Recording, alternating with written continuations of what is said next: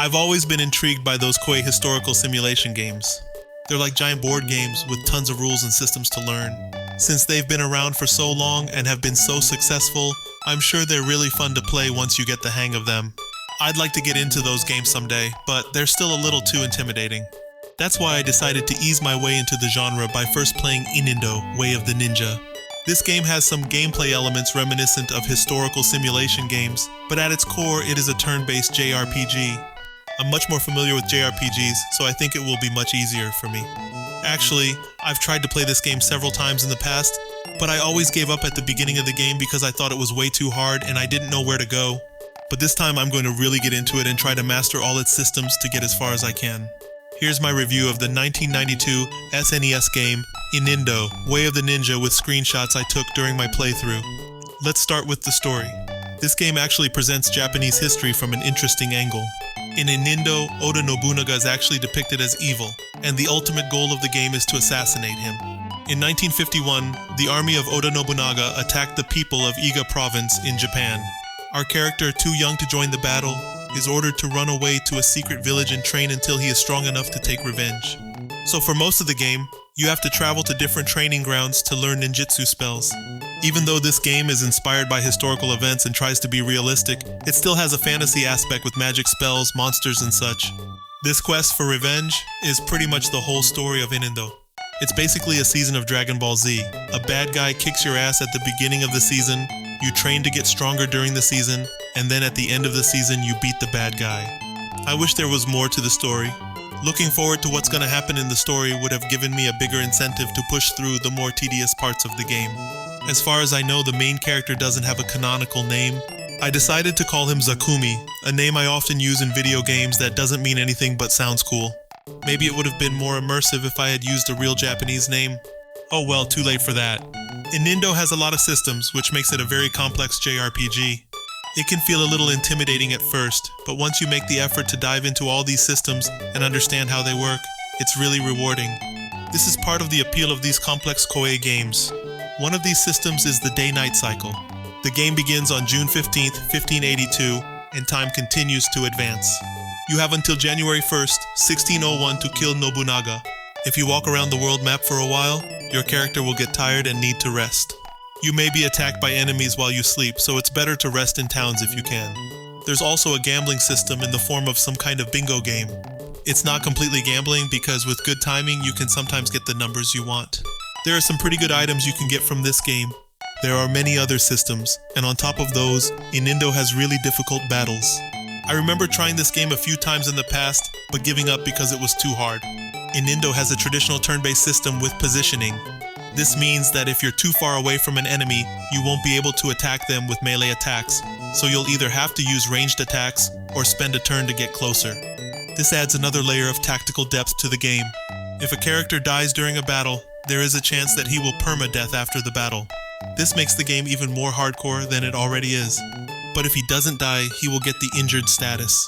This means that outside of boss fights, losing a fight doesn't necessarily result in a game over screen. However, if a character with an injured status is defeated, he will be gone for good. The stats of this game are very similar to other JRPGs. However, in this game, HP is called health and MP is called energy. You start the game alone.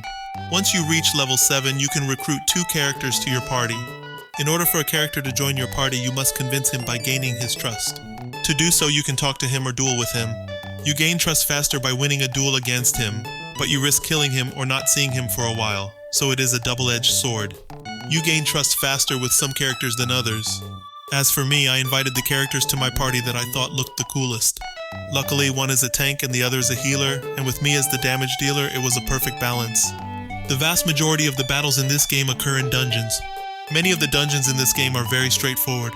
They are just multi-story caves with simple mazes and a few treasure chests. Personally, I like dungeons that way. Some of the dungeons in this game have some sort of gimmick or puzzle to solve. I'm not a big fan of those.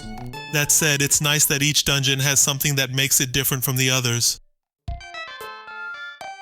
For example, there's a dungeon that has a lot of enemies that can inflict poison, so having someone in your party who can heal poison is a big advantage. There's also an optional dungeon where you can fight a really strong band of Tengu. I really like the design of this boss. It's nice that they went the extra mile to add optional content to the game. Besides all these systems, another thing that distinguishes Inindo, Way of the Ninja, from other JRPGs is its graphics. Like most JRPGs of the time, it uses the usual top-down sprite graphics. However, it uses proportions that are a bit more realistic than other JRPGs. This makes all the character sprites have super tiny heads with just 2 black dots for eyes. The trees and buildings are also super tiny. Sure, it makes the character sprites less expressive, but I think it looks really cute and I really like it. I wish more JRPGs would use this kind of proportions. It's impressive how much personality they manage to put into such small sprites. In addition, the characters' colorful clothing, such as the bright pink kimono and vibrant gi, make these sprites pop. On some PC ports of Inindo, the game runs at an even higher resolution, so the sprites are even more detailed. Maybe I'll give those ports a try someday. The cool graphics of this game are noticeable from the very beginning of the game. The title has a cool pulsating white light effect, which adds a nice atmosphere to the title screen. During key events, the game has cutscenes with text and still images. Even in the SNES era, cutscenes like this weren't very common in JRPGs, so it's always nice to see. They add a lot to the ambience of the game. While we're on the subject of graphics, it's also worth mentioning the text boxes. They have a nice font, a transparent background, and stylish borders. You can see that a lot of work has gone into the presentation of this game. The menus have that same level of polish. However, their navigation is pretty sluggish, and it's the kind of game where every party member has his own inventory, so just doing something like giving an item to a party member to equip is quite a hassle. I wish it was a little less laggy. Speaking of laggy stuff, the world map is so big that it takes a few seconds to load. It looks pretty cool though, which is good because you're going to be spending a lot of time on it. The world map is basically the entire country of Japan, without Hokkaido and Okinawa of course, since they weren't part of the country at the time. It uses the same sprite set for the whole map, so don't expect any distinctive landmarks like Mount Fuji or different types of flora. And as you would expect from such a large world map, this game has tons of towns to visit. They try to mix things up by giving each town a very distinctive layout, but since they all have the same sprite set, visiting these towns gets a little repetitive after a while. But that's to be expected from an SNES game. Back then, even AAA games like Final Fantasy VI had the same graphics for most of their towns. Sometimes there's also a loading time when you leave a cave. I haven't seen load times like this in many cartridge-based games. The first couple of times it surprised me and I thought the game was crashing. Now that would have been something. I'm pretty sure I've never seen a SNES game crash due to bad programming.